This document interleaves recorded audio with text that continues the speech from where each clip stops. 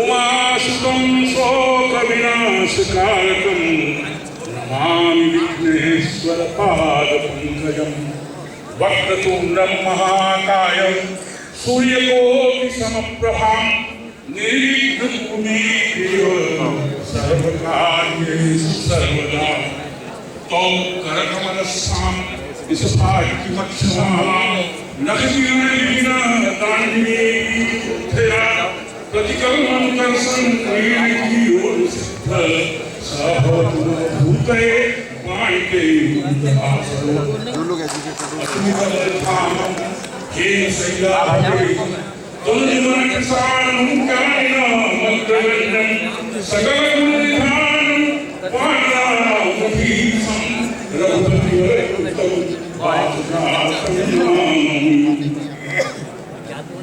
इस जाति जनजाति महापरिषद के इस विश्व के सम्मेलन पर यहाँ परिषद के माननीय अध्यक्ष महोदय, इस परिषद के सभी पदाधिकारीगण, सारे विश्व से आए हुए महासम्मेलन में जो विश्व स्तर का है, दुनिया के अलग देश से आए हुए सभी हमारे परिवार के सदस्य इस कार्यक्रम को सफल बनाने के लिए पूरे देश से अलग भाषा से आए हुए हमारे परिवार के सभी भाइयों और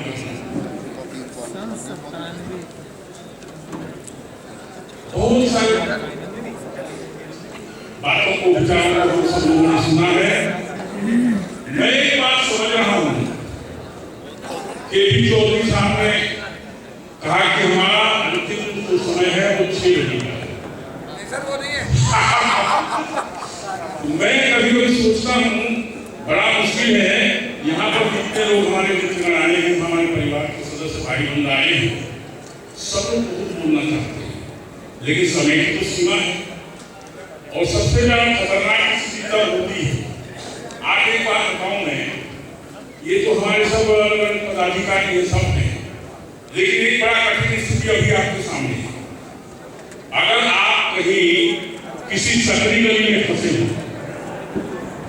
एक तरफ से सांड दौड़ आ रहा है, दौड़ते हुए आ रहा है, क्योंकि आपको कहीं कहीं से निकल के भागना है। सांड एक तरफ से आ रहा है, आप सकरी गली में फंसे हैं, और दूसरी तरफ अगर नेता माई पर है तो भागेगी। ये सबसे बड़ा खतरनाक स्थिति आपके सामने। और इसलिए मैं सोचता हूं कि अपनी बातों को भी रखना है। और चौधरी साहब ने बताया कि बहुत सारे लोग आपको सुनने के लिए ही बैठे हैं।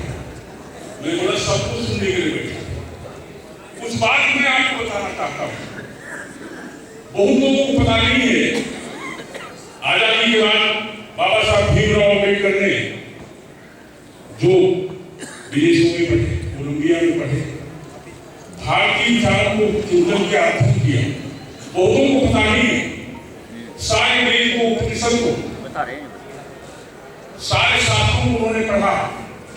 ये सही है कि उन्होंने उसको अनुवाद जो बहुत सारी दुनिया में बहुत पहले से चल रहे हैं, अंग्रेजी के अनुवाद को पढ़ा, लेकिन हमारे शास्त्रों में क्या है ये सब वो अवगत थे, सब उनके हृदय में थे। और अंत में उन्होंने एक सुझाव दिया था, बहुत सारे लोग पता नहीं कितना इस पर सहमत है, मानते हैं कि नहीं। उन्होंने कहा था कि अंग्रेजी में पढ़ो, सबको पढ़ो, दुनिया की और भाषा को पढ़ो, लेकिन आजादी के बाद हिंदुस्तान की राजकाज की भाषा और राष्ट्रभाषा संस्कृत बनाई गई। ये मैं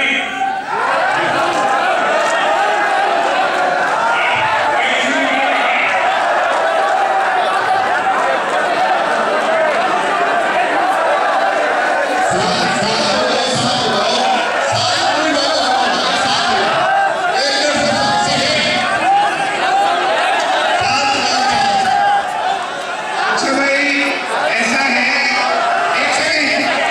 एक मिनट सुनिए, एक मिनट शांत रहिए।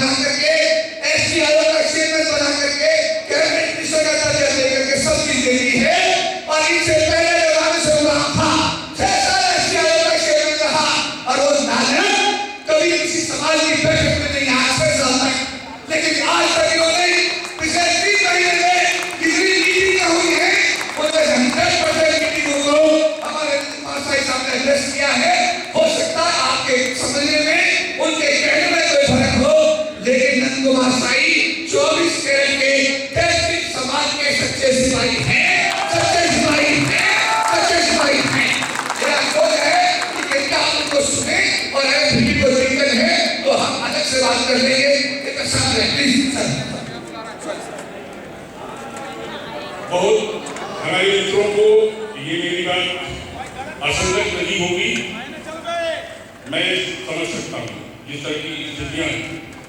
मेरे पीछे कहने का उद्देश्य ये है कि हमारे हिंदुस्तान में जो सामाजिक आधार पर जो छुआछूत है,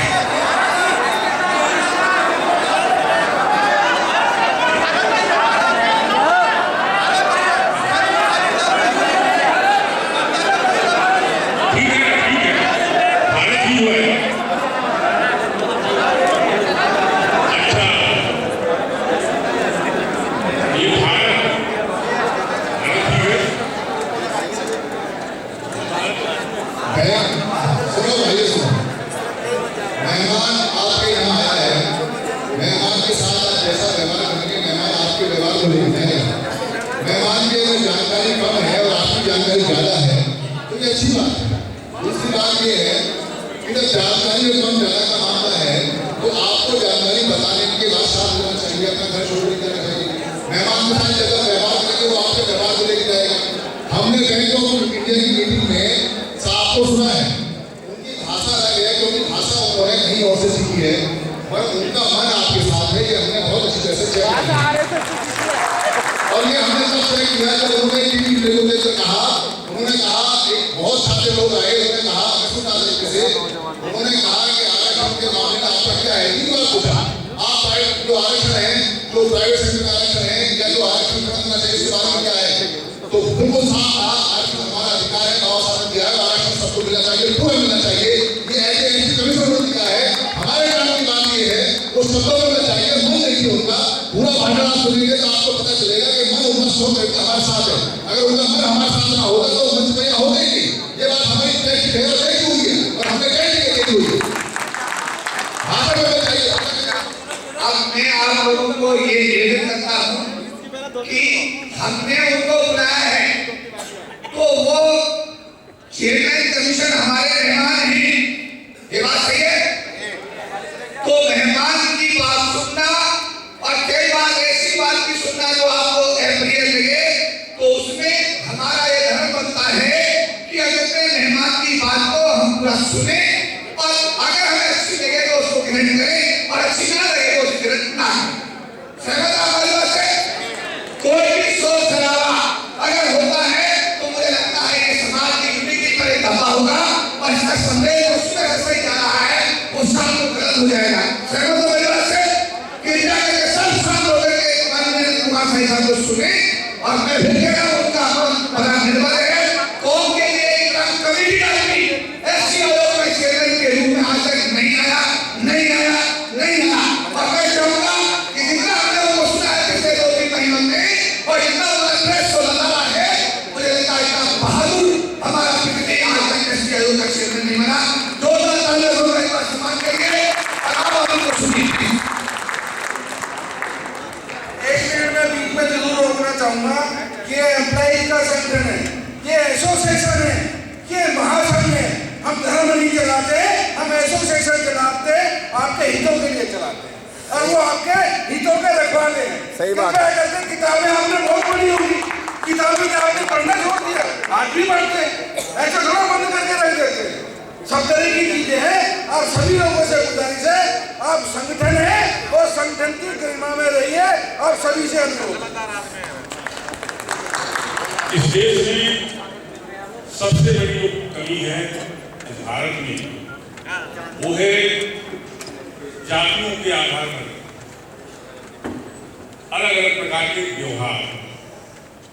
मैं इसी बात को आपके सामने रखना चाहता हूँ।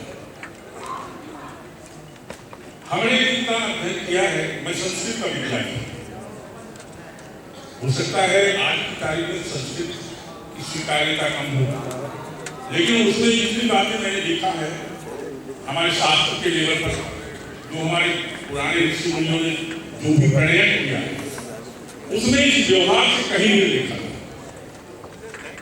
जिन लोगों ने यहाँ पर छूत अछूत का जो अवंडर बता रहे, जातियों पर अलग अलग प्रकार के आचरण और व्यवहार को सुनिश्चित करने की कोशिश की, ये हमारे देश के लिए बहुत बड़ा इंसाफ है। और इसी कारण से से मैं समझता हूँ, मैंने कई जगह इस मीटिंग में कहा है, अलग अलग जगहों में, कि देश को फिर से अगर महान देश बनाना, जिसे संसार में कभी बहुत विराट और दुनिया को मार्गदर्शन करने वाला देश माना गया है, उसको अगर फिर से उस जगह में प्राप्त करना है, तो ये जब तक अनुसूचित जाति जनजाति वर्ग का व्यक्ति पूरे देश में खड़ा ही नहीं हो जाता है, जब तक उसे प्रबुद्ध नहीं बनाया जाता, जब तक उसे सशक्त और इस देश को चलाने की स्थिति में हर जगह में उपस्थित हुआ नहीं बना दिया जाता है, तब तक हिंदुस्तान को उस महान देश के रूप में खड़ा करना संभव नहीं। ये सबसे ज्यादा जरूरी है। कितनी जागृतियां हो रही, कितने भेदभाव हमारे समाज के साथ। बस्तर में, सरगुजा में, छत्तीसगढ़ में जो स्थिति बन रही है, वो आप सब लोगों ने देखा। वहां पुलिस जिस तरह से जनजातियों के साथ में अन्याय कर रही है, सीबीआई का एक हलफनामा है सुप्रीम कोर्ट में जो प्रस्तुत किया गया कि तालमेल में 250 गांव को पुलिस वालों ने जलाया, वहां महिलाओं के साथ रेप किया गया, और उसके बाद में वहां पर जो पढ़ने वाले लोग, लड़कियां, उनके साथ जुल्म हो रहा है, और उसको परीक्षण करके बताया गया है कि वहां की पुलिस कर रही है। कभी पुलिस को हमने ये नहीं सुना था कि जुलूस निकालते हैं, व्यवस्था देखने के लिए है, ब्रिटिश काल हो या मुगल काल, लेकिन ये स्थितियां वहां पर हो रही है, और ये सीबीआई ने हलफनामा पेश किया है सुप्रीम कोर्ट। कैसे रुकेगा? वहां पर कई हमने उदाहरण देखे हैं। हम लोग कोशिश कर रहे हैं कि ये नक्सल समस्या को कैसे रोका जाए। सेम स्थिति जो अलग अलग विभागों में, सारे विभागों के बड़े बड़े अधिकारी कर्मचारी हमारे समाज के यहाँ पर आप लोग बैठे हुए, किस तरह से भेदभाव हो रहा है। प्रमोशन में बहुत भयंकर तरीके से हमारे लोगों को पीछे धकेलने की कोशिश हो रही है। इस पर हमारे सारे लोगों ने यहाँ पर बड़ा गंभीर विचार रखा, और उसको ठीक करने के लिए हमारे समाज को, अनुसूचित जाति जनजाति को और अधिक इस संगठन को सशक्त और ताकतवर बनाने की जरूरत पड़ी। हमारे लोगों ने, हमारे मित्रों ने जो अनुभव है उस आधार पर यहाँ पर बताया कि जो विधानसभा में है और संसद में है, इनकी भूमिका सुनिश्चित होनी चाहिए। मैं संसद में भी रहा हूं, विधानसभा में भी रहा हूं, और यहाँ पर बैठे हुए लोग अपनी भूमिका को जितने दिशा में, जो सारे समाज के हित में हो, संगठित होकर के जो भी सरकारें उनके सामने रखने की कोशिश होनी चाहिए, उसे और दृढ़ बनाने की आवश्यकता है। वहां बहुत सारी कमजोरियां हैं, और इसलिए इस लेवल का संगठन, संसद और विधानमंडलों के लेवल का संगठन, इस सारी स्थितियों को बहुत अधिक सुदृढ़ और मजबूत बनाने की जरूरत है। हमारे लोगों को क्यों पीछे ढकलने की कोशिश होती है? क्या अपराध है बाबा साहब भीमराव अम्बेडकर ने हम लोगों के लिए जो संविधान बना करके प्रस्तुत किया, उसे लागू करने की दिशा में जब तक ये समाज को उनके जो अधिकार उस संविधान में लिखे हुए हैं वो जब तक नहीं मिल जाएंगे, ये संविधान पूरी तरह से लागू कहां से? बहुत पीछे है। बाबा साहब भीमराव अम्बेडकर जी के जो आदर्श थे, महात्मा ज्योतिबा फुले, शिक्षण के लिए क्या संघर्ष किया उन्होंने, उनकी धर्म पत्नी सावित्री देवी का संघर्ष नहीं किया। और बाबा साहब ने एक नंबर में रखा, जब तक ये समाज शिक्षित नहीं होगा, पढ़ा लिखा नहीं होगा, तब तक ये लड़ाई लड़ी नहीं जा सकती। अभी भी पूरे हिंदुस्तान के अलग अलग राज्यों में, पूरे भारत के अलग अलग राज्यों में आप देखिए, प्राइमरी स्कूल का ठिकाना नहीं है, पढ़ाई ठीक नहीं है, और खास करके जनजाति क्षेत्रों में तो और भी दुर्गति। ये सबको ठीक करने की आवश्यकता है, और मैं ऐसा मानता हूं कि जो केंद्र की सरकार, अब प्रदेशों की सरकारें हमारे यहाँ से कभी आप लोग कल ही परिषद की बैठक है इस महासंघ की, उसमें एक बात जाना चाहिए कि भाई जो प्राइमरी शिक्षा है वो सारे दूर क्षेत्रों तक और ठीक से संगठित हो और अच्छा, इसमें पढ़ाई बहुत अच्छा हो। एक हमारे मित्र ने ठीक ही कहा है कि सारे शासकीय अधिकारी कर्मचारी उनके बच्चों की पढ़ाई शासकीय विद्यालय में होना चाहिए, ये सुनिश्चित किया जाना चाहिए केंद्र से और प्रदेशों से। ये बहुत अच्छी बात है। केवल इसलिए वो प्राइमरी शासकीय जो विद्यालय है वो ठीक इसलिए नहीं होता क्योंकि उसमें बड़े बड़े अधिकारी पे बच्चे पढ़ते थे। और इसलिए मैं ऐसा चाहता हूं कि आप सब लोगों ने ये बड़ी बैठक करके, एक बहुत दिन भर बैठ करके बहुत चिंतन इसमें किया, बहुत विचार विमर्श इसमें हुआ।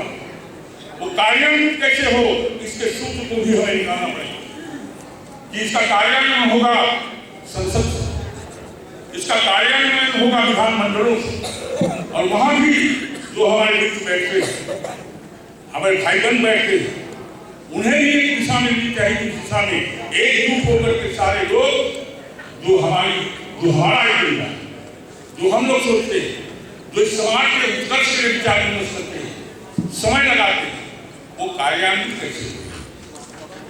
मेरी एक मान्यता है चौधरी था, कभी एक ऐसा आयोजन होना जिसमें हमारे संसद सदस्य, जिसमें अलग विधानमंडल के हमारे जो मेंबर हैं उनको भी आमंत्रित किया जाए।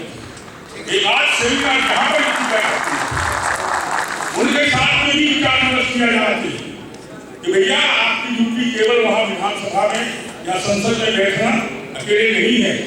हमारा जो विशाल समाज पूरे देश में फैला हुआ है, भारत में फैला हुआ है, उनके हितों की सुरक्षा का भार आपके ऊपर भी, और आप सब लोग भी इस पर विचार विमर्श करके जो कानून बने हैं, बाबा साहब भीमराव अम्बेडकर के संविधान में जिन हमारे अधिकारों को सुनिश्चित किए हैं, उसको फुलफिल करने के लिए, उसको पूरा करने के लिए अपने अपने जो विधानमंडल और संसद है वहां पर भी इन बातों को रखिए।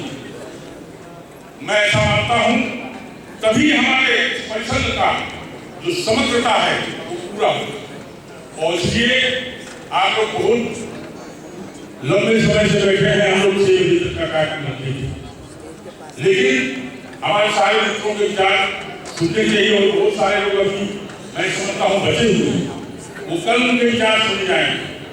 मैं आप सबसे निवेदन करना चाहता हूँ, जो हमारे साथ भेदभाव, जो छुआछूत है, जो उच्च नीच का भाव, इसको मिटाने के लिए भी इस परिषद को और ताकतवर और सशक्त होना चाहिए। इसके लिए जो लोग हमारे नहीं आए वहां तक इसका मैसेज जाना चाहिए, उन लोगों को भी हम आकर्षित करें, इस परिषद को और ताकतवर बनाएं और सशक्त बनाएं, ताकि पूरे देश में ये समाज, ये परिवार के रूप में जो काम कर रहा है, इसका ताकत और अधिक दिखे, और वहां पहुंच करके अलग अलग क्षेत्रों में जो काम करने वाले हमारे सारे मित्रगण हैं, वो सारे लोग अपनी अपनी भूमिका को सुनिश्चित करें। और हमारा अनुसूचित जाति जनजाति ये जो फोरम, ये परिषद है, ये महासंघ है, और ताकतवर होकर के हमारे विशाल परिवार के हित संरक्षण में संलग्न हो, यही मैं आप सबसे कहना चाहता हूं। और आप सबसे मेरा निवेदन है, इस संघ के लिए, इस परिवार के लिए, इस समाज के लिए कैसे इसका उत्कर्ष हो, हम जितना समय हम जिस जगह में हैं उसका कैसा उपयोग हो सकता है। आप लोगों के बीच में ऐसी कोई जो हमारे मित्र आए, कोई ऐसा बात हो जो हमारे यहाँ से हम उसका कुछ मदद कर सकते हैं, उस सारा विषय बुलाए जो हमारे परिवार का, उसको सरकार के सामने और चाहे केंद्र के सामने, अलग अलग विभागों के सामने रखना होगा। उसको पूरी ताकत से रखा जाए ताकि इसका निराकरण हो सके और जो अन्याय हो रहा है सामने लाया जा सके। हम इसमें आपकी पूरी मदद करेंगे और उम्मीद करते हैं कि ये जो 2 दिवसीय हमारी बैठक है, इसकी पूरी सार्थकता सिद्ध होगी। पूरा समय बैठ करके आप सब लोग अपने